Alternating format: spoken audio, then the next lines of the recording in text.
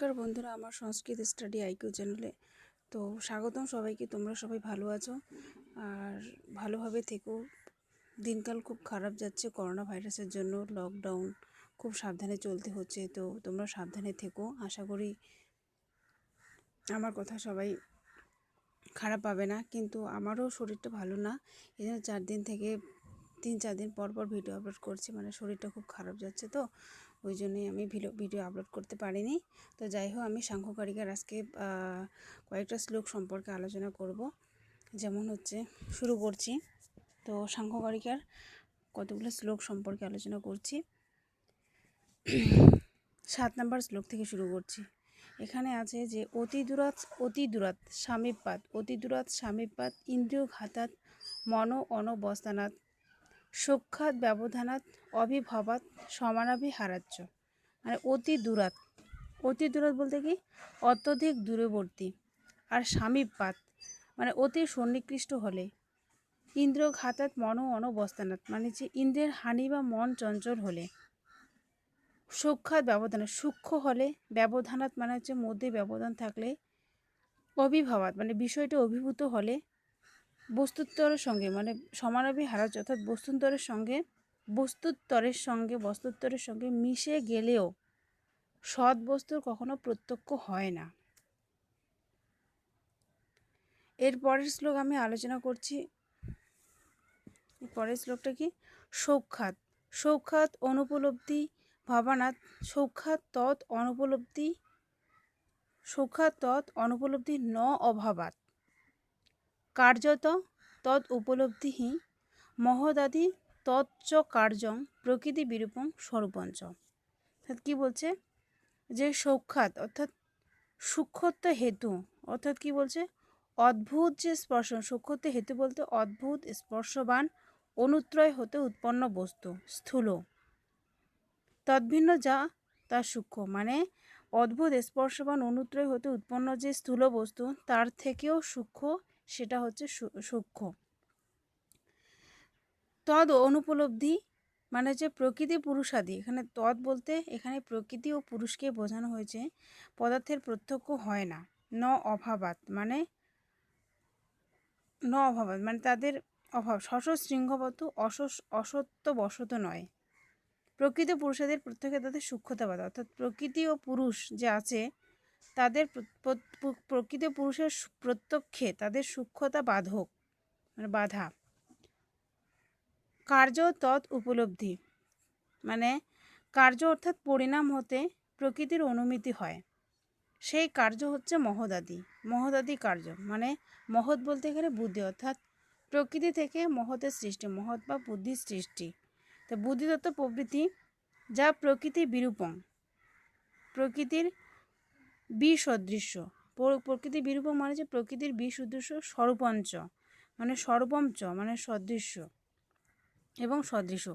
অর্থাৎ বলেছেন যে প্রকৃতি পুরুষ প্রবৃত্তি সদ্বস্তুর যে প্রত্যক্ষ হয় না, মানে প্রকৃতি পুরুষ প্রবৃত্তির সদ্বস্তুর যে প্রত্যক্ষ হয় না, তার কারণ ওই সকল বস্তু হচ্ছে সূক্ষ্মতা, কিন্তু অভাব বা অলিগত্য তার কারণ নয়। মানে প্রকৃতি পুরুষ প্রবৃত্তির সদ্বস্তুর যে প্রত্যক্ষ হয় না, তার কারণ হচ্ছে ওই সকল বস্তুগুলি এতটাই সূক্ষ্ম যে আমরা তাকে দেখতে পাই না। কিন্তু অভাব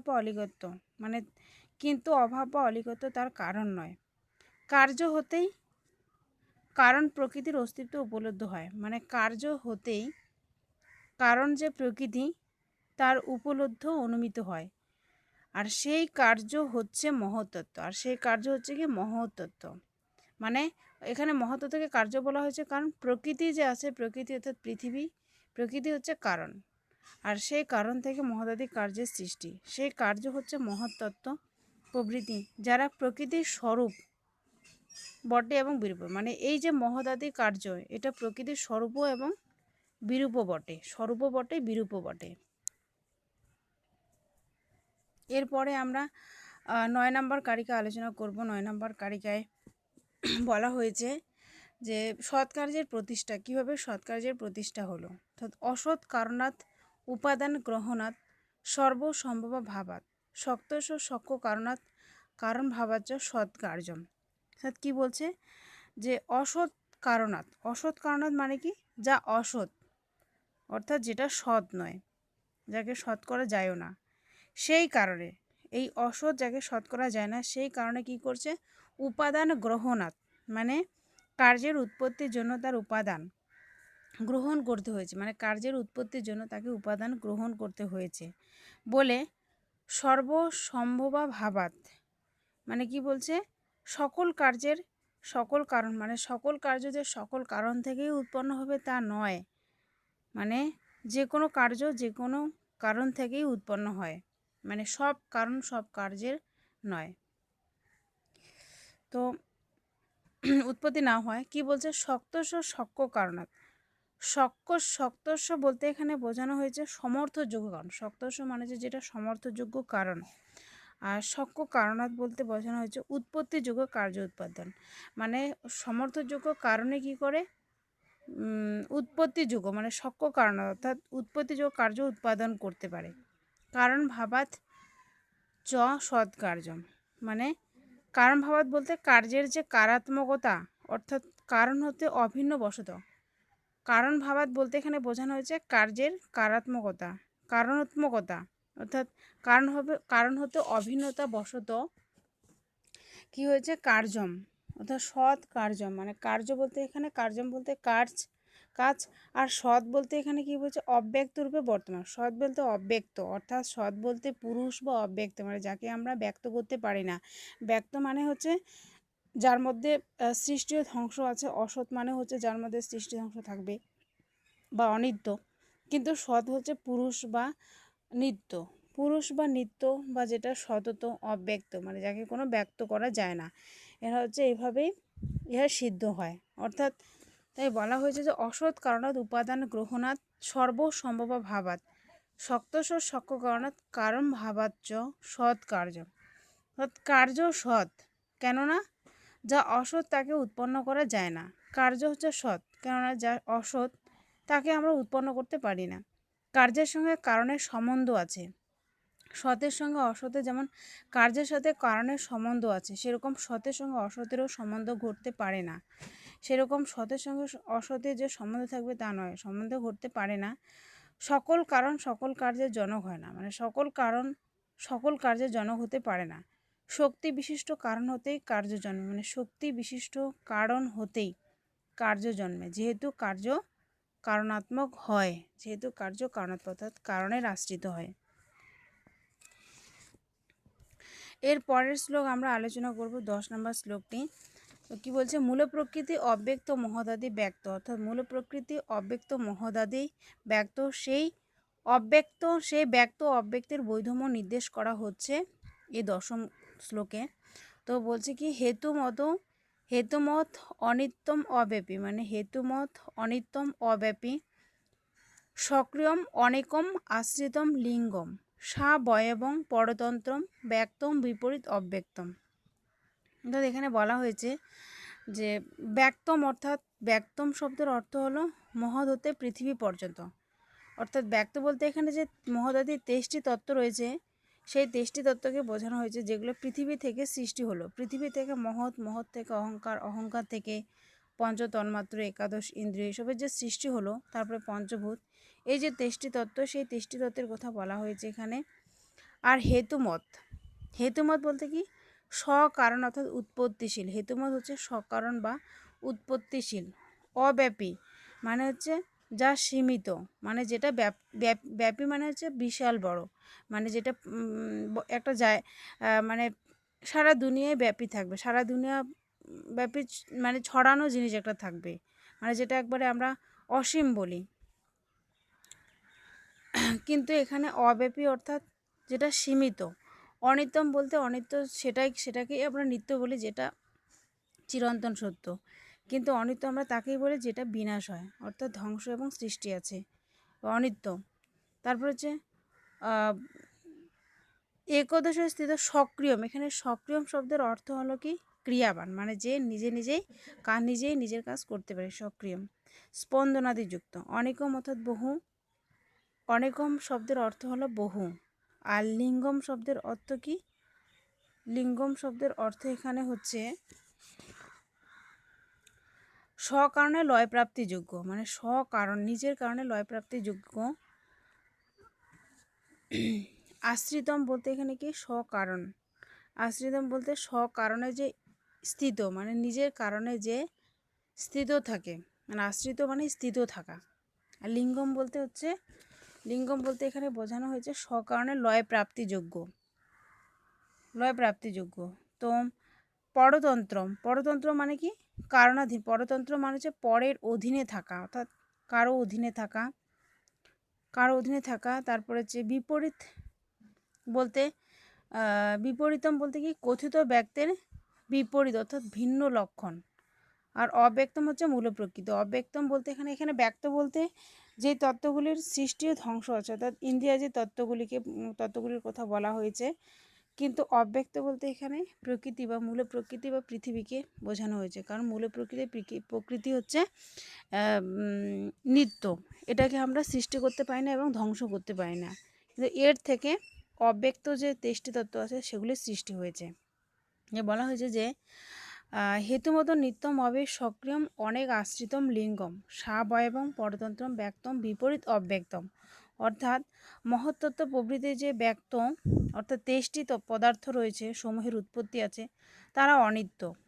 তারা এই যে তেষ্টি তত্ত্ব, তারা কি মহাতত্ত্ব প্রভৃতি ব্যক্ত যে তেষ্টি পদার্থ সমূহের উৎপত্তি হয়েছে, তারা অনিত্য, অব্যাপক, ক্রিয়াবান। তারা অনিত্য মানে নিত্য নয়, অব্যাপক মানে ব্যাপক নয়, অব্যাপক মানে সীমিত, ক্রিয়াবান এরা কাজ করতে পারে, অনেক অনাশ্রিত মানে এরা অনেক হয়, এরা অন্যের উপর আশ্রিত হয়, প্রকৃতির অনুমাপক, এরা প্রকৃতির কি অনুমাপক হয়, অনুমাপক, সাবয়ব, সাবয়ব মানে সংযোগী হয়, সংযোগী, পরতন্ত্র অর্থাৎ পরের অধীন বা অন্যের অধীন হয়, অন্যের অধীন হয়, বিপরীত অব্যক্তম, বিপরীত অব্যক্তম বলতে এখানে প্রকৃতিকে বোঝানো হয়েছে, অব্যক্ত প্রকৃতি তার বিপরীত, অর্থাৎ বিপরীত অব্যক্তম বলতে এখানে অব্যক্ত প্রকৃতি, আর বিপরীত বলতে উল্টো, অর্থাৎ এই যে ব্যক্তর থেকে এই যে অব্যক্ত তার বিপরীত, অর্থাৎ ব্যক্ত বলতে তেষ্টি তত্ত্ব, আর যার মানে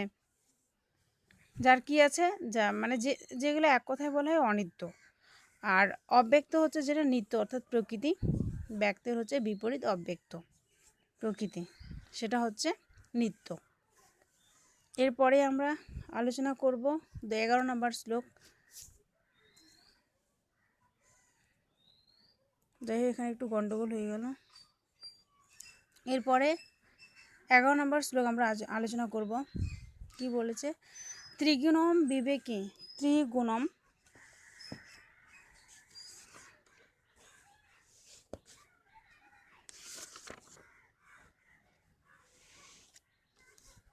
ত্রিগুণম অবিবেকী বিষয়, মানে ত্রিগুণম অবিবেকী বিষয় সামান্য অচেতনং প্রসবধর্মী ব্যক্তম তথা প্রধানং তদ বিপরীত চ পুমান, অর্থাৎ বলা হয়েছে যে ত্রিগুণম, ত্রিগুণম বলতে কি ব্যক্ত অব্যক্ত উভয়, মানে ত্রিগুণম অবিবেকী বিষয়, মানে ত্রিগুণম বলতে এখানে তিনটি গুণের কথা বলা হয়েছে, এখানে সত্য রজতম, অর্থাৎ ব্যক্ত অব্যক্ত উভয়ই হচ্ছে তিনটি গুণাত্মক, মানে ব্যক্ত অর্থাৎ কার্য, অব্যক্ত অর্থাৎ কারণ, অর্থাৎ এখানে ব্যক্ত বলতে তেষ্টিতত্ত্ব, অব্যক্ত বলতে মহদাদি, না ব্যক্ত বলতে মহদাদি তেষ্টিতত্ত্ব, আর অব্যক্ত বলতে কারণ অর্থাৎ প্রকৃতিকে বোঝানো হয়েছে। এই কারণ এবং কার্য এবং কারণ উভয় হচ্ছে কি ত্রিগুণাত্মক, মানে সত্য রজ তম এই তিনটি গুণের উপর আশ্রিত।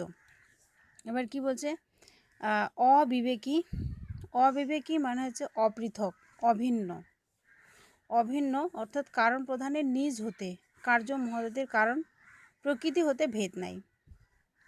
বিষয় বলতে এখানে বোঝানো হয়েছে পুরুষের ভোগ্য বিষয়, পুরুষের যে ভোগ্য, পুরুষের ভোগ্য।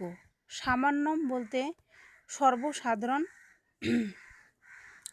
অচেতন অর্থাৎ জড়, অচেতনম অর্থাৎ জড়, যার মধ্যে কোনো মানে জীবত্ব শক্তি নেই, জড়। প্রসবধর্মী অর্থাৎ পরিণামী, প্রসবধর্মী বলতে এখানে সাংখ্যকারিকে পরিণামী বলা হয়েছে। পুমান, পুমান বলতে এখানে কাকে বোঝায়, পুমান অর্থাৎ ত্রিগুণম অবেকী বিষয় সামান্য অচেতনং প্রসবধর্মী ব্যক্তম তথা প্রধানং তৎ বিপরীত তথা পুমান, এখানে পুমান বলতে পুরুষকে বোঝানো হয়েছে, আর তৎ বিপরীত তথা, তৎ বিপরীত বলতে এখানে ব্যক্ত অব্যক্ত প্রধান হতে বিলক্ষণ তথা সেরূপ তথা বলতে এখানে সেরূপ যে প্রসিদ্ধি আছে সেই প্রসিদ্ধির কথাই বলা হয়েছে। অর্থাৎ ত্রিগুণম অবিবেকী বিষয় সামান্যম অচেতনং প্রসব ধর্মী ব্যক্তম তথা প্রধানং ব্যক্তং তথা ব্যক্তং বলতে তেষ্টিতত্ত্ব আর অব্যক্তং অর্থাৎ প্রধান বা প্রকৃতি। তো তাদের যে বিপরীত সেটা হচ্ছে পুরুষ, তাদের বিপরীত প্রমাণ অর্থাৎ পুরুষ। বলা হয়েছে যে ব্যক্ত ও অব্যক্ত উভয়ই হচ্ছে কি, ব্যক্ত ও অব্যক্ত উভয়ই হচ্ছে সত্য রজ তম গুণাত্মক, অর্থাৎ মূল প্রকৃতি হতে অভিন্ন। ব্যক্ত অব্যক্ত উভয় হচ্ছে সত্য রজ তম গুণাত্মক, অভিন্ন পুরুষ মাত্র ভোগ্য আর অভিন্ন। মূল প্রকৃতি হতে এরা অভিন্ন, কিন্তু পুরুষ মাত্র ভোগ্য, পুরুষ মাত্র ভোগ্য, জড় এবং পরিণামী। পুরুষ অর্থাৎ আত্মা কিন্তু এই ব্যক্ত অব্যক্তের বিপরীত, অর্থাৎ পুরুষ বা আত্মা যে আছে সেটা এই ত্রিগুণ মানে ত্রিগুণাত্মক যুক্ত মানে কার্য অর্থাৎ ব্যক্ত আর কারণ অর্থাৎ অব্যক্ত থেকে পুরো বিপরীত, মানে পুরো আলাদা, বিরুদ্ধ স্বভাব পুরুষ বা আত্মা। এরপরে হচ্ছে ত্রিগুণের স্বরূপ। ত্রিগুণের স্বরূপ কি? প্রীত্য প্রীতি বিষাদাত্মকা, প্রীত্য অপ্রীতি মানে প্রীত্য অপ্রীতি বিষাদাত্মকা প্রকাশ প্রভৃতি নিয়মার্থাহা অন্য অন্য অনন্য অন্য অন্নাভি ভবাশ্রয় মানে অন্য অন্নাভি আশ্রয় জনন মিথুন অন্য অন্নাভি ভবাশ্রয় জনন মিথুন বৃত্তয়চ্চ গুণাহা। অর্থাৎ এখানে গুণাহা বলতে সত্তরজ তমগুণের কথা বলা হয়েছে, আর প্রীতি বলতে প্রীত্য প্রীতি বিষাদাত্মকা। এখানে যেহেতু গুণাহা অর্থাৎ সত্তরজ তমগুণ, সেহেতু সত্যগুণ হচ্ছে প্রীত্যাত্মক। প্রীত্যাত্মক শব্দের অর্থ হচ্ছে মানে সুখ স্বরূপ, সত্যগুণ হচ্ছে সুখ স্বরূপ, আর রজগুণ হচ্ছে অপ্রীতিত্মক অর্থাৎ দুঃখ স্বরূপ, এবং বিষাদাত্মক অর্থাৎ তমগুণ হচ্ছে বিষাদাত্মক অর্থাৎ মোহ স্বরূপ। এবার হচ্ছে তাদের সত্যগুণের প্রয়োজন। সত্যগুণের প্রয়োজন কি? প্রকাশ। সত্যগুণের প্রয়োজন হচ্ছে প্রকাশ করা। আর রজগুণের প্রয়োজন কি? প্রবৃত্তি করা, প্রবৃত্তি। তমগুণের প্রয়োজন হচ্ছে নিয়মন করা। এই তিন গুণের যে বৃত্তি অনন্যভাবে ভবাশ্রয় জনন মিথুন বৃত্তি হচ্ছে, এই তিনটি গুণের যে বৃত্তি হচ্ছে এরা পরস্পরকে, এই তিনটি গুণের বৃত্তি কি মানে এরা পরস্পরকে অনন্য ভবাশ্রয় মানে এই পরস্পরের উপর নির্ভরশীল হয়ে একে অপরকে পরস্পরকে কি অভিভূত করে, পরস্পরের উপর আশ্রয় করে, পরস্পরের কার্যে সহায়তা করে এবং পরস্পরের সহচর হয়। বুঝতে পারলাম তিনটি গুণ কীরকম। এরপরে আমরা পড়ব 13 নম্বর শ্লোকে, যেমন সত্যং লঘু প্রকাশকম উপস্তম্ভকম চলঞ্চ রজঃ গুরু বরুণকমেব তমঃ প্রদীপ বজ্রার্থত বৃত্তিহীন। অর্থাৎ সত্যগুণ কি? সাংখ্যাচার্যের এই মানে 13 নম্বর শ্লোকে বলেছেন যে সত্যগুণ হচ্ছে লঘু ও প্রকাশক, সত্যগুণ হচ্ছে লঘু ও প্রকাশক। আর রজগুণ কি? উপস্তম্ভক চলন, অর্থাৎ রজগুণ হচ্ছে চঞ্চল ও প্রবর্তক। আর গুরু বর্ণমেব তমগুণ, অর্থাৎ আর তমগুণ কি? গুরু ও আবরক। প্রদীপ ও বজ্রার্থত বৃত্তি, অর্থাৎ প্রদীপ যেমন অগ্নিবর্তী তৈলময়, প্রদীপ যেমন কি? অগ্নিবর্তী তৈলময়, প্রদীপের ন্যায় অগ্নিবর্তী তৈলময়, অর্থাৎ অগ্নি ছাড়া প্রদীপ জ্বলবে না, আবার বর্তি না থাকলে তেলও থাকবে না। অর্থাৎ তিনটা জিনিসের ওপর পরস্পর নির্ভরশীল, মানে কেউ কাউকে ছাড়া চলবে না, মানে কার্য সম্ভব হবে না, সফল হবে না, তাই একে অপরের উপর নির্ভরশীল। এইরকমই আমাদের এই যে সত্য রজ তম যে তিনটা গুণ আছে এরাও পরস্পরের উপর নির্ভরশীল, একে অপরকে সাহায্য করে, এরা কার্য সম্পাদন করে। তার জন্য এখানে প্রদীপের কথা উল্লেখ করা হয়েছে। এরপরে হচ্ছে 15 নম্বর শ্লোকে 14 নম্বর শ্লোক, যেমন হচ্ছে কি বলছে, অব্যক্ত সিদ্ধ কি? বিবেকাদ্দেহে সিদ্ধি ত্রৈগুণাৎ তৎ বিপর্যয় অভাবাৎ কারণ গুণাত্মকত্বাৎ কার্যস্য অব্যক্তমপি সিদ্ধম। অর্থাৎ ব্যক্ত এবং অব্যক্ত।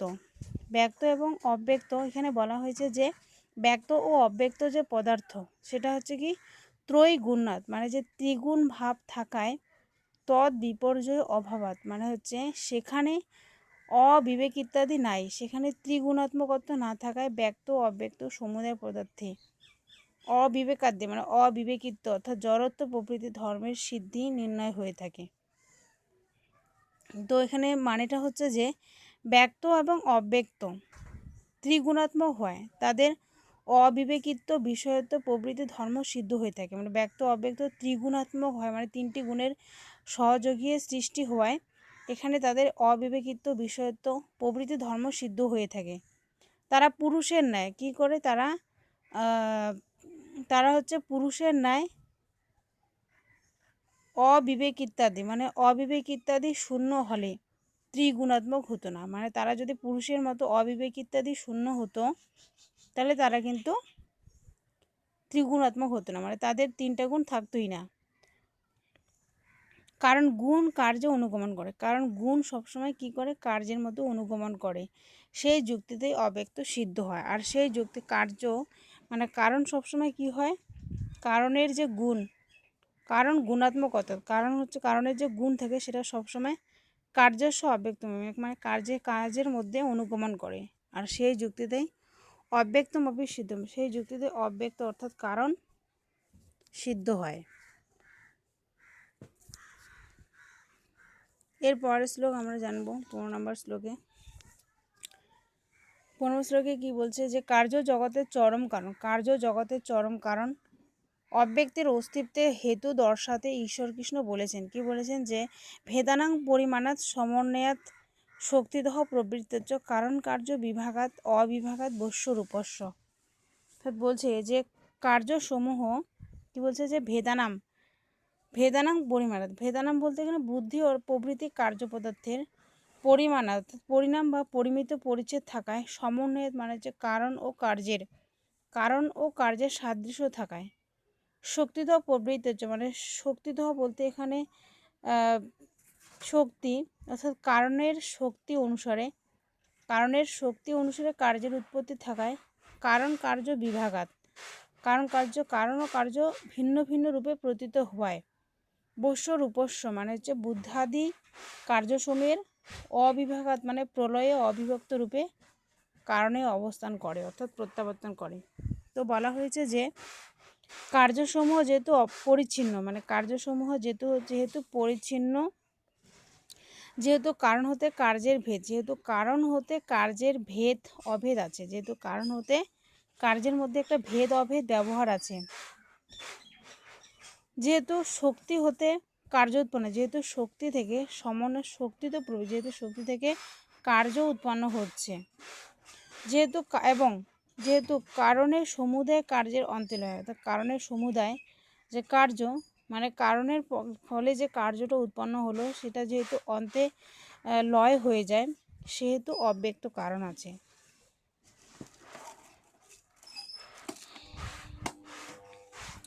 এরপরে আমরা জানবো অব্যক্ত সৎ এই উপসংহার, অব্যক্ত সতের উপসংহার সম্পর্কে জানবো। তো বলছে এখানে কি 16 নম্বর শ্লোকে দেখো, কারণ অস্তি অব্যক্তম, কারণ অস্তি অব্যক্তম প্রবর্ততে ত্রিগুণতঃ সমুদয়াচ্চ পরিণামতঃ সলিলবত প্রতি গুণাশ্রয় বিশেষাৎ। অর্থাৎ বলছে যে অব্যক্ত মানে হচ্ছে কারণ অস্তি অব্যক্ত মানে অব্যক্ত কারণ আছে, অস্তি মানে আছে, প্রবর্ততে ত্রিগুণত সমুদয়াচ্চ অর্থাৎ গুণত্রয় পরিণামের স্বভাববশত এবং কার্য উৎপাদনার্থ গুণ প্রধানভাবে সংযুক্তা এক এক গুণকে মানে পরিণামত সলিলবত প্রতিপত্তি গুণাশ্রয় বিশেষাৎ, মানে প্রতিপত্তি গুণাশ্রয় বিশেষ মানে হচ্ছে এক এক গুণকে আশ্রয় করে যে বৈশিষ্ট্য জন্মে তার ফলে সলিলবত অর্থাৎ জলের ন্যায় কী হয় গুণকার্য জগতে বৈচিত্র্য জন্মে, মানে জলের ন্যায় সেই গুণকার্য জগতে কি জন্মে, বৈচিত্র্য জন্মে। কারণ হচ্ছে কি, কারণ হচ্ছে অস্তি অব্যক্তম, কারণ হলো অব্যক্ত, অব্যক্ত হচ্ছে ত্রিগুণাত্মক, অব্যক্ত মানে অব্যক্ত ত্রিগুণাত্মক অর্থাৎ গুণত্রয়ের স্বভাব নিয়ত পরিবর্তনশীলতা।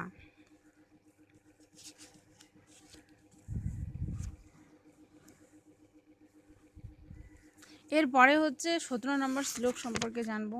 17 নম্বর শ্লোকে বলছে যে সংঘাত পরার্থতা ত্রিগুণাদি বিপর্যয়াত অধিষ্ঠানাৎ পুরুষ অস্তি ভোক্তৃভাবাৎ কৈবল্যার্থং প্রবৃত্তেচ্চ। অর্থাৎ সংঘাত পরার্থতাৎ মানে হচ্ছে যেহেতু সংঘাত অর্থাৎ পদার্থ সমূহে পরার্থ বিভিন্ন মানে সভিন্ন অন্য পদার্থের জন্য সৃষ্টি।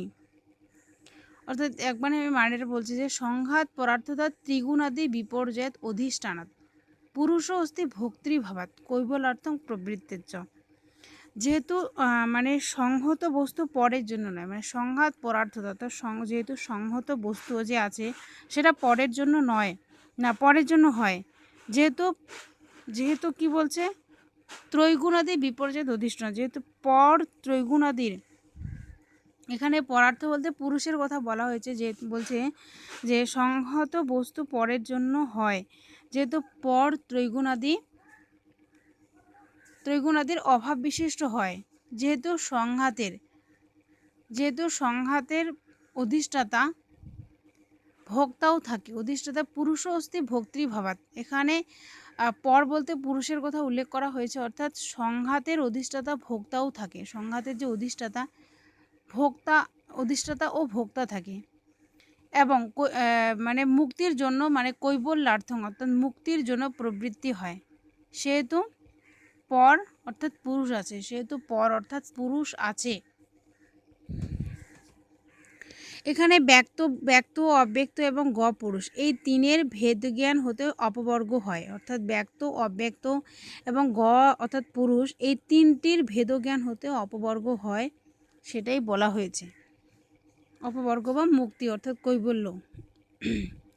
এবারে শ্লোক হচ্ছে 18 নম্বরে। 18 নম্বর শ্লোকে কি বলছে? জন্ম মরণ কারণানাং প্রতি নিয়মাদ যুগপৎ প্রবৃত্তেচ্চ পুরুষ বহুত্বং সিদ্ধং ত্রৈগুণ্য বিপর্যয় এব। মানে বলছে যে জন্ম মরণ কারণানাং প্রতি নিয়মাদ যুগপৎ প্রবৃত্তেচ্চ, জন্ম মানে হচ্ছে নবীন শরীরের সাথে সম্বন্ধ, তো জন্ম মানে হচ্ছে একটা নতুন শরীর, সেই শরীরের সাথে সম্বন্ধ। আর মরণ হচ্ছে কি স্থূল শরীরের সাথে বিয়োগ, মানে মরণ হচ্ছে আমাদের যখন জীবন মানে পৃথিবীতে দিন শেষ হয়ে যায়, আমাদের মরার দিন চলে আসে, তখন আমরা কি করি, আমাদের যে স্থূল শরীর আছে, আমাদের যে মাংসপিণ্ড শরীর, সেটা আমাদের বিয়োগ হয়ে যায়, অর্থাৎ আমাদের দেহ ত্যাগ করতে হয়। জন্ম মরণ করণানাং অর্থাৎ করণ বলতে এখানে চক্ষু শ্রোত্রাদি ইন্দ্রিয়, অর্থাৎ করণ বলতে এখানে চক্ষু শ্রোত্রাদি যে পঞ্চ ইন্দ্রিয় আছে, জ্ঞানেন্দ্রিয়, সেই ইন্দ্রিয়গুলির কথা বলা হয়েছে। প্রতি নিয়মাদ যুগত প্রবৃত্তেচ মানে প্রতি নিয়মাদ বলতে এখানে পুরুষ ভেদে ভেদ ব্যবস্থা বা ভিন্নতা বশত অযুগপৎ মানে হচ্ছে ধর্মাদিতে যুগপৎ, অর্থাৎ একই কালে সকল পুরুষের প্রবৃত্ত ভাব বশত, এবং ত্রৈগুণ্য বিপর্যয় চৈব মানে হচ্ছে ত্রৈগুণ্যাৎ বিপর্যয় বলছে সত্যাদি গুণত্রয়ের, এই যে সত্য রজ তম এই তিনটি গুণের পুরুষে যে ভেদ হেতু পুরুষ বহুত অর্থাৎ পুরুষের অনেকত্ব সিদ্ধম মানে হচ্ছে অনেকত্ব কি হয়েছে সিদ্ধম হয়েছে, অর্থাৎ উৎপন্ন হয়েছে।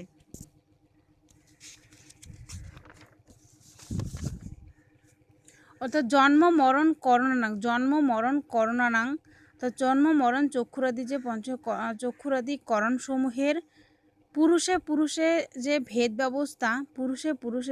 ব্যবস্থা দৃষ্ট হওয়ায় একই কালে একই কার্যে সকল পুরুষের প্রবৃত্তি না হয়, মানে একই কালে একই কার্যে সকল পুরুষের প্রবৃত্তি না হওয়ায় এবং প্রত্যেক ব্যক্তিতে সত্যাদি গুণের উৎকর্ষ অপকর্ষ, প্রত্যেক ব্যক্তির মধ্যে সত্যাদি গুণের উৎকর্ষ অপকর্ষ থাকায় পুরুষ বা ব্যক্তিভেদে প্রকৃতিভেদ বশত পুরুষ অনেক মানে পুরুষ বা ব্যক্তিভেদ ধরলে তাহলে পুরুষ অনেক ইহা সিদ্ধ হয়, মানে পুরুষ যে অনেক সেটা সিদ্ধ হচ্ছে ব্যক্তিভেদে। এরপর হচ্ছে 19 নম্বর কারিকায় বলা হয়েছে যে পরবর্তী কারিকায় তার উল্লেখ করা হয়েছে, অর্থাৎ কি বলা হয়েছে যে তস্মাৎ বিপর্যস্যাৎ সাক্ষিত্বম অশ্ব সিদ্ধম কৈবল্যম মাধ্যস্থম দ্রষ্টম অকর্তৃত্ব ভাবশ্চ। তো বলা হয়েছে এখানে যে ত্রিগুণতাদের বিপরীত ত্রিগুণ এখানে প্রথম কারিকে এর আগের কারিকে আমরা ত্রিগুণ সম্পর্কে পড়লাম। তো সেই তসমাৎ বলতে এখানে সেই ত্রিগুণাদির কথা বলা হয়েছে, অর্থাৎ ত্রিগুণ ইত্যাদির বিপরীত হয়, মানে ত্রিগুণের বিপরীত হয় সেই পুরুষ, ত্রিগুণের বিপরীত হয় সেই পুরুষকে সাক্ষী। এখানে সাক্ষী বলতে পুরুষকে বোঝানো হয়েছে, অর্থাৎ সেই পুরুষ সাক্ষী কেবল কি দুঃখরহিত নির্দ্বন্দ্ব, অর্থাৎ সেই পুরুষ হচ্ছে দুঃখরহিত নির্দ্বন্দ্ব উদাসীন দ্রষ্টা। মাধ্যস্থম মানে হচ্ছে উদাসীন, মাধ্যস্থম মানে হচ্ছে উদাসীনতা, আর দ্রষ্টুত্ব মানে হচ্ছে দ্রষ্টুত্ব। অকর্তৃত্ব ভাব মানে হচ্ছে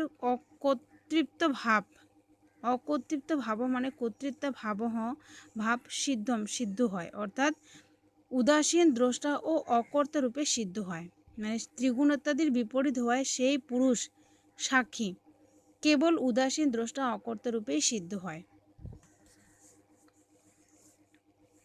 এর পরের শ্লোকে কি বলছে যে পুরুষ শত অকর্তা হলেও তার ঔপাধিক কর্তৃত্বে এক কথায় পরবর্তী কারিকে কথিত হচ্ছে, যেমন তস্মাৎ তৎ সংযোগাৎ অচেতনং চেতনাথ ইব লিঙ্গম গুণ কর্তৃত্বে চ তথা কর্তেব ভবত্যুদাসীন।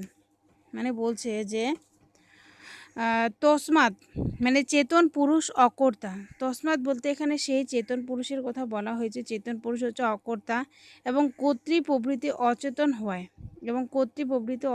হওয়ায় তৎসংযোগাৎ অর্থাৎ তাদের সংযোগাৎ পুরুষ ও প্রকৃতি, মানে পুরুষ হচ্ছে অকর্তা, এবার প্রকৃতি যে আছে সেও তো কর্তৃ, সেও তো অকর্তা অচেতন, তো প্রকৃতিও তো অচেতন।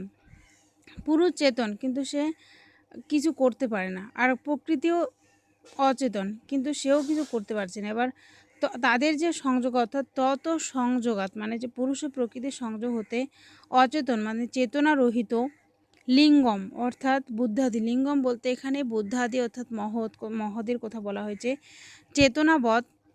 চেতনাবৎ মানে চেতনাযুক্ত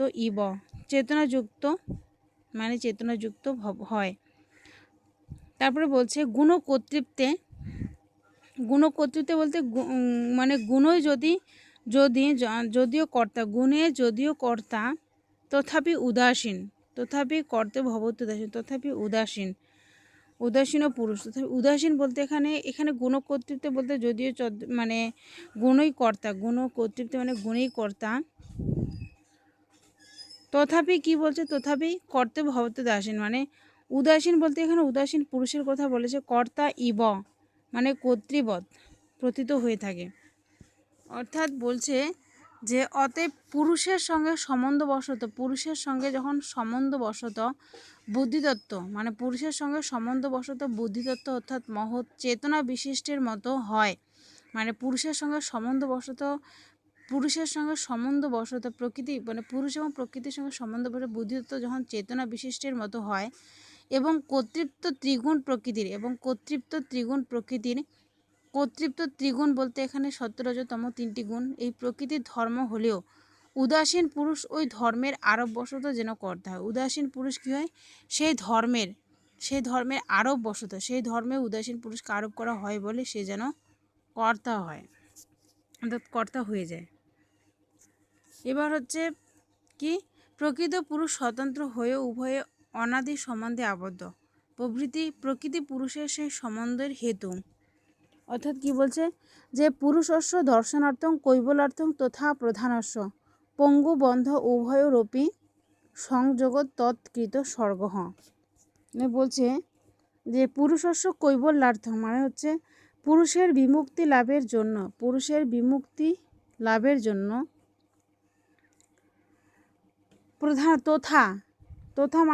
প্রধানস্য মানে হচ্ছে প্রধানস্য মানে হচ্ছে পুরুষের কৈবল্যার্থং লাভের জন্য, দর্শনার্থং তথা প্রধানস্য মানে হচ্ছে প্রকৃতির ভোগসিদ্ধির জন্য পঙ্গু অন্ধবৎ মানে পঙ্গু ও অন্ধের ন্যায় কী করছে, পঙ্গু ও অন্ধের ন্যায় উভয় বলতে এখানে কি বলছে, প্রধান ও পুরুষ, অর্থাৎ প্রকৃতি ও পুরুষের সম্বন্ধ হয় স্বর্গ অপি, স্বর্গ মানে স্বর্গ বলতে এখানে সৃষ্টি, স্বর্গ অপি সৃষ্টিও তাদের সংযোগ হতেই হয়, আর সৃষ্টিও তাদের সংযোগের ফলেই হচ্ছে, তৎকৃত, অর্থাৎ তাদের সংযোগেই হচ্ছে। অর্থাৎ পুরুষ কর্তৃক প্রকৃতির ভোগ, এখানে মানেটা এটাই বোঝা গেল যে পুরুষ কর্তৃক প্রকৃতির ভোগ হচ্ছে, এবং পুরুষের প্রকৃতি বন্ধন হতে মুক্তির জন্য, পুরুষের যে প্রকৃতি বন্ধন, সেই প্রকৃতি বন্ধন থেকে মুক্তির জন্য প্রকৃতি ও পুরুষ উভয় কী করছে, পঙ্গু ও অন্ধের ন্যায়। এখানে পঙ্গু বলতে প্রকৃতিকে পঙ্গু বলা হয়েছে, কারণ সে চলতে পারে না। আর পুরুষকে কী বলে, চলতে পারে, সে চেতন। প্রকৃতি হচ্ছে অচেতন কিন্তু সে পঙ্গু, আর পুরুষ হচ্ছে চেতন কিন্তু সে অন্ধ, অর্থাৎ পঙ্গু অন্ধের ন্যায় সংযোগ সম্বন্ধ হয়। সৃষ্টি সেই সংযোগের ফল, আর সৃষ্টি হচ্ছে সেই পঙ্গু অন্ধের সংযোগের ফল। অর্থাৎ পঙ্গু বলতে এখানে কাকে বোঝানো হয়েছে, প্রশ্ন হতেই পারে যে পঙ্গুর সঙ্গে কার তুলনা করা হয়েছে, প্রকৃতির, আর পুরুষের সাথে হচ্ছে অন্ধ। অর্থাৎ পুরুষ, প্রকৃতি হচ্ছে অচেতন আর পুরুষ হচ্ছে চেতন। এবার 22 নম্বর শ্লোকে হচ্ছে যে প্রকৃতি মহান তত, তাহলে প্রকৃতি মহান তত অহংকার, তাহলে প্রকৃতি মহান তত অহংকার তস্মাৎ গণ চ ষোড়শকঃ তস্মাৎ অপি ষোড়শকাৎ পঞ্চভ্যঃ পঞ্চভূতানি। অর্থাৎ বলছে যে প্রকৃতি মহান, মানে প্রকৃতি হতে মহান বলতে এখানে মহতের, প্রকৃতি হতে মহৎ বা বুদ্ধির সৃষ্টি, মহৎ হতে অহংকারের সৃষ্টি, আর অহংকার হতে পঞ্চ তন্মাত্র একাদশ ইন্দ্রিয়। এখানে ষোড়শক বলতে পঞ্চ তন্মাত্রার সঙ্গে একাদশ ইন্দ্রিয় মিলে মোট ষোড়শটি যে পদার্থ, না ষোড়শ যে তত্ত্ব, সেই ষোড়শ তত্ত্বের কথা বলা হয়েছে। অর্থাৎ প্রকৃতি থেকে মহৎ থেকে অহংকার থেকে হচ্ছে ষোড়শ তত্ত্বের, অর্থাৎ একাদশ ইন্দ্রিয় ও পঞ্চতন্মাত্রের সৃষ্টি হয়েছে। তস্মাদপি ষোড়শক, অর্থাৎ সেই মানে ষোড়শ তত্ত্ব বলতে এখানে একাদশ ইন্দ্রিয় পঞ্চতন্মাত্র থেকে, যে ষোড়শক বলতে এখানে একাদশ ইন্দ্রিয় পঞ্চতন্মাত্রের কথা বলা যায়। সেই ষোড়শক ইন্দ্রিয়ের মধ্যে পঞ্চ যে তন্মাত্র রয়েছে, সেই পঞ্চ তন্মাত্র থেকে পঞ্চভূতানি অর্থাৎ পঞ্চস্থূলভূতের উৎপত্তি হয়েছে। এবার শ্লোকে আমি পড়ব 23 নম্বর শ্লোকে। দেখো যে অব্যক্ত ও ব্যক্তির লক্ষণ বলার পর ঈশ্বর কৃষ্ণ ব্যক্ত বিশেষ যে বুদ্ধি তার পরিচয় দিচ্ছেন, মানে অধ্যবসায় বুদ্ধি ধর্ম জ্ঞানং বিরাগ ঐশ্বর্যম সাত্ত্বিক মেতদ সাত্ত্বিকম এতদ রূপং তামস অস্মাৎ বিপর্যস্তম। মানে বলছে যে অধ্যবসায় হচ্ছে একটা অধ্যবসায় হচ্ছে নিশ্চয়, অর্থাৎ যে নিশ্চয় বিষয়ের স্বরূপাদি অবধারণ করে সেই তত্ত্ব হচ্ছে বুদ্ধি। মানে বুদ্ধি হচ্ছে যেটা আমরা বুদ্ধির মাধ্যমে আমরা কি কোনো বিষয়কে নিশ্চিতভাবে ধারণা করতে পারি, অবধারণ করা, এটা হচ্ছে অধ্যবসায়। আর অধ্যবসায় হচ্ছে বুদ্ধির লক্ষণ। যদি প্রশ্ন হয় যে বুদ্ধির লক্ষণ কি, অধ্যবসায় হচ্ছে বুদ্ধি। ধর্ম জ্ঞানং বিরাগ ঐশ্বর্যম সাত্ত্বিক মেতদ, মানে সাত্ত্বিক যে ভেদ, সাত্ত্বিক এখানে বলছে যে নিশ্চয় বা নিশ্চয়াত্মক তত্ত্ব হচ্ছে বুদ্ধি, মানে অধ্যবসায় বা নিশ্চয়াত্মক তত্ত্ব বুদ্ধি, বা ধর্মজ্ঞান বৈরাগ্য ও ঐশ্বর্য, এরা হচ্ছে বুদ্ধির সাত্ত্বিক রূপ। তাহলে যদি বলা হয় যে বুদ্ধির সাত্ত্বিক রূপ কী কী এবং কয়টি, বুদ্ধির সাত্ত্বিক রূপ হচ্ছে 4টি। কী কী? ধর্ম, জ্ঞান, বিরাগ, ঐশ্বর্য। আবার এতদ বিপরীত মানে হচ্ছে তামসস্মাৎ বিপর্যস্তম, মানে তার যে বিপরীত, এই যে বুদ্ধির সাত্ত্বিক যে রূপ, এর বিপরীত হচ্ছে কি, তামসিক, মানে আলো থেকে অন্ধকার, যেমন আলোর প্রকাশক, আর তামসিক হচ্ছে অন্ধকার। অর্থাৎ আলোর বিপরীত হচ্ছে অন্ধকার, অর্থাৎ সাত্ত্বিকের বিপরীত যে তামসিক। এখানে বুদ্ধির যেহেতু সাত্ত্বিক রূপের সাত্ত্বিক রূপের 4টি ভেদ রয়েছে, ধর্ম, জ্ঞান, বিরাগ, ঐশ্বর্য। এর বিপরীত তাহলে কী হবে, তামসিক ক্ষেত্রে তামসেরও 4টা ভেদ হবে। তামসিক ভেদ মানে অধর্ম, অজ্ঞান, অবৈরাগ্য, অনৈশ্বর্য। এরা হচ্ছে বুদ্ধির তামসিক রূপ।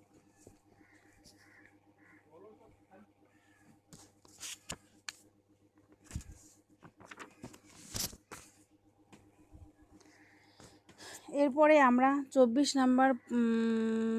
নম্বর শ্লোকটা আমি এখানে দিই নাই, যাই হোক 24 নম্বর শ্লোকটা বাদ গেছে, তো আমি 24 নম্বর শ্লোকটা এমনি আলোচনা করছি। অভিমান ও অহংকার তস্মাৎ দ্বিবিধ প্রবর্ততে স্বর্গ একাদকস্য গণস্তন্মাত্র পঞ্চকচ্চৈব। অর্থাৎ আমি এই প্রকার অভিমানকে অহংকার বলে। অর্থাৎ অভিমান বলতে এখানে বোঝানো হচ্ছে অহংকার, অর্থাৎ আমি ভাব, এটাই হচ্ছে অহংকার। আমি মানে হচ্ছে অভিমান ও অহংকার তস্মাৎ দ্বিবিধ, অর্থাৎ অভিমান অর্থাৎ অহংকার, অভিমান বলতে অহংকারকে বোঝানো হচ্ছে। আর এই অহংকার হতে দ্বিবিধ কার্য জন্মে, দুই প্রকার কার্য জন্মে। এখানে বলছে দ্বিবিধ প্রবর্ততে স্বর্গ, দুই প্রকার কার্য জন্মে। একাদশ ইন্দ্রসমূহকে সাত্ত্বিক মানে বুদ্ধির যে সাত্ত্বিক মানে গুণ, সেখান থেকে একাদশ ইন্দ্রসমূহের সৃষ্টি হয়েছে। আবার পঞ্চতন্মাত্র হচ্ছে তামসিক গুণ থেকে সৃষ্টি। এরপরে 25 নম্বর শ্লোক হচ্ছে সাত্ত্বিক একাদশকঃ প্রবর্ততে বৈকৃত অহংকারাৎ ভূতাদেশ তন্মাত্র তামস তৈজসাৎ উভয়ম। অর্থাৎ বলছে যে সাত্ত্বিক একাদশ, সাত্ত্বিক বলতে এখানে সত্যগুণ প্রধান, আর একাদশ বলতে একাদশ ইন্দ্রিয়ের কথা বলা হচ্ছে। বৈকৃতাৎ বলতে সত্যগুণ প্রধান, অহংকারাৎ বলতে অহংকার হতে, প্রবর্ততে মানে উৎপন্ন হয়েছে। যাই হোক, ভূতাদেশ তন্মাত্র বলতে এখানে যে ভূতাদে মানে তামস অহংকার হতে উৎপন্ন যে পঞ্চতন্মাত্র সকল প্রাদুর্ভাব হয়েছে তামস। অর্থাৎ এখানে পুরোপুরি অর্থটা হচ্ছে যে একাদশ সাত্ত্বিক পদার্থ, একাদশ সাত্ত্বিক পদার্থ অর্থাৎ ইন্দ্রিয় বৈকৃত সত্যপ্রধান, মানে একাদশ যে ইন্দ্রিয় রয়েছে সেটা হচ্ছে সত্যপ্রধান, অহংকার হতে উদ্ভূত হয়েছে মানে সত্যপ্রধান, আর এগুলো হচ্ছে অহংকার থেকে উৎপন্ন হয়েছে। তামস তন্মাত্র সমূহ, যে তন্মাত্র সমূহ অহংকার হতে, তামস যে তন্মাত্র পঞ্চতন্মাত্র আছে সেটাও অহংকার থেকে উৎপন্ন হয়েছে, সেটা তামস গুণ। এটা সাত্ত্বিক গুণ মানে সত্যগুণ থেকে, এটা হচ্ছে তামস গুণ থেকে, ওখানে একাদশ ইন্দ্রিয় আর এখানে হচ্ছে পঞ্চতন্মাত্র উৎপন্ন হয়েছে। আর এর মানে সাত্ত্বিক গুণ গেল আর তামসিক গুণ গেল, কিন্তু বাদ গেল রাজস্ব গুণ। এবার রাজস্ব অহংকার থেকে, কি হয়েছে, রাজস্ব অহংকার থেকে উভয়ের মানে সাত্ত্বিক এবং তামসিকের যে একাদশ ইন্দ্রিয় অর্থাৎ একাদশ ইন্দ্রিয় পঞ্চতন্মাত্র রয়েছে, উভয়ের কি উৎপত্তিতে নিমিত্ত কারণরূপে কাজ করছে হচ্ছে রাজস্ব অহংকার বা রাজস্ব গুণ। এবারে হচ্ছে কি বুদ্ধিন্দ্রিয় কর্মেন্দ্রিয় নির্দেশ। বুদ্ধিন্দ্রিয় কি, বুদ্ধিন্দ্রিয়ানি চক্ষু শ্রোত্র ঘ্রাণ রসন তগখানি বাকপানি পাত পাই উপস্থান কর্মেন্দ্রিয়ান আহু। অর্থাৎ এখানে বুদ্ধিন্দ্রিয় বলতে চক্ষু শ্রোত্র ঘ্রাণ রসন ত্বক অর্থাৎ চক্ষু কর্ণ নাসিকা জিহ্বা ত্বককে বলা হয়েছে, আর কর্মেন্দ্রিয় বলতে বাকপানি পাত পাই উপস্থ এই পাঁচটিকে বলা হয়েছে। এবার 27 নম্বর শ্লোকে বলা হয়েছে উভয়াত্মক মন এবং মনের স্বরূপ, অর্থাৎ উভয়াত্মক মন হচ্ছে কি উভয়াত্মক ইন্দ্রিয়, সংকল্প ইন্দ্রিয় হচ্ছে মন। সাধর্মাৎ গুণ পরিণাম বিশেষাৎ নানাত্বং বাহ্য ভেদাচ্য। বোঝে যে এই প্রকার সংকল্পকারী, অর্থাৎ এই প্রকার যে সংকল্পকারী ইন্দ্রিয় হচ্ছে মন, সমান ধর্মা অর্থাৎ কি বলছে উভয়াত্মক ইন্দ্রিয় হচ্ছে মন। ইন্দ্রিয় মধ্যে জ্ঞানেন্দ্রিয় কর্মেন্দ্রিয় উভয় স্বরূপ। এই মনের মধ্যে কি সমান ধর্মা মন ইন্দ্রিয় মধ্যে কি থাকে, জ্ঞানেন্দ্রিয় কর্মেন্দ্রিয় উভয়ের স্বরূপ থাকে। গুণ ও পরিণাম বিশেষাৎ নানাত, অর্থাৎ গুণের ভিন্ন ভিন্ন পরিণাম বশতই ইন্দ্রিয়গুলির এত প্রকার ভেদ ও বাহ্য পদার্থের ভেদ আছে। আর সমস্ত ভেদই কি গুণত্রয়ের বিচিত্র পরিণামের ফল, আর সমস্ত ভেদই হচ্ছে গুণত্রয়ের বিচিত্র পরিণামের ফল। এরপরে শ্লোক হচ্ছে 28 নম্বর শ্লোকে দেখো রূপাদিষু পঞ্চানাম আলোচন মাত্র মিশ্যতে বৃত্তিহি বচনা দান বিহরণ উৎসর্গা নন্দাচ্চ। মানে বলছে যে এখানে রূপাদি যে রূপাদি বলতে এখানে রূপ রস গন্ধ স্পর্শ সেই পঞ্চ তন্মাত্রের কথা বলা হয়েছে। আলোচন মাত্রম ঈশ্বরতে অর্থাৎ পাঁচ জ্ঞানেন্দ্রিয়ের ব্যাপার যথাক্রমে কি হয়েছে পঞ্চনাম আলোচনা মাত্র ঈশ্বর অর্থাৎ পাঁচ জ্ঞানেন্দ্রিয়ের ব্যাপার যথাক্রমে রূপ রস গন্ধ স্পর্শ ইত্যাদি পাঁচ বিষয়ের বিশেষ পরিচয় শূন্য জ্ঞান। তারপরে বাক মানে পাত পাই উপস্থিত যে কর্মেন্দ্রিয় রয়েছে ইত্যাদি পাঁচ কর্মেন্দ্রিয়ের ব্যাপার যথাক্রমে মানে পাঁচ জ্ঞানেন্দ্রিয়ের ব্যাপার যথাক্রমে রূপ রস গন্ধ স্পর্শ এই যে পঞ্চ তন্মাত্রের বিশেষ পরিচয়শূন্য জ্ঞান। আবার বাক মানে পাত পাই উপস্থ যে পঞ্চ কর্মেন্দ্রিয় রয়েছে তাদের ব্যাপার যথাক্রমে বচন আদান মানে হচ্ছে বাঘ অর্থাৎ বচন, পানি অর্থাৎ আদান, পাত অর্থাৎ গমন, তাহলে বাঘ পানি পাত পায়ু অর্থাৎ বর্জন, আর উপস্থ অর্থাৎ ভ্রমণ বা আনন্দ ইত্যাদি। এবার হচ্ছে অন্তঃকরণ ত্রয়ের সামান্য ও অসামান্য ও সামান্য বৃত্তি। কি বলছে যে সালক্ষণং বৃত্তি ত্রয়স্য শৈশা ভবত্ব সামান্যাহা সামানান্তকরণ বৃত্তি প্রাণাদ্যা বায়ব পঞ্চাহা। মানে বলছে যে অন্তঃকরণ ত্রয়ের স্ব লক্ষণ, অন্তঃকরণ ত্রয়ের যে স্ব লক্ষণ বলতে স্ব যে লক্ষণ অর্থাৎ অন্তঃকরণ বলতে এখানে কি বলা হয়েছে মানে বুদ্ধি অহংকার এবং মন। অর্থাৎ বুদ্ধির লক্ষণ কি বুদ্ধির লক্ষণ আমরা এর আগেই পড়লাম অধ্যবসায়। মনের লক্ষণ কি মনের লক্ষণ হচ্ছে সংকল্প। আর অহংকারের লক্ষণ কি অভিমান মানেই হচ্ছে অহংকার। অর্থাৎ স্বলক্ষণ বৃত্তিত্রয়স এখানে বৃত্তিত্রয় বলতে এখানে সেই অধ্যবসায় অভিমান সংকল্প অর্থাৎ বুদ্ধি অহংকার মন এই তিন প্রকার বৃত্তিত্রয়ের কথা বলা হয়েছে। শৈশব ভাবত্ব সামান্য অর্থাৎ অনন্য সাধারণ বৃত্তির প্রাণাদি বায়ু পঞ্চক সেই অন্তঃকরণ ত্রয়ের সাধারণ বৃত্তি। আর প্রাণাদি বায়ু পঞ্চক মানে প্রাণাদ্যা বায়ু পঞ্চক প্রাণাদি সেই যে বায়ু পঞ্চক রয়েছে অর্থাৎ প্রাণ অপান ব্যান উদান সমান সেই বায়ু পঞ্চক কি সেই অন্তঃকরণ ত্রয় বলতে এখানে হচ্ছে বুদ্ধি মন এবং অহংকার সেই অন্তঃকরণ ত্রয়ের সাধারণ বৃত্তি। থ্যাংক ইউ বন্ধুরা, প্লিজ আমার চ্যানেল সাবস্ক্রাইব করবেন, লাইক করবেন, কমেন্ট করবেন এবং আমার ভিডিওটি ভালো লাগলে প্লিজ কমেন্ট করে জানাবেন। তো আশা করি ভিডিওটি সবাই দেখবেন এবং ভালোভাবে থাকবেন, অবশ্যই দেখবেন, শেয়ার করবেন প্লিজ। থ্যাংক ইউ বন্ধুরা।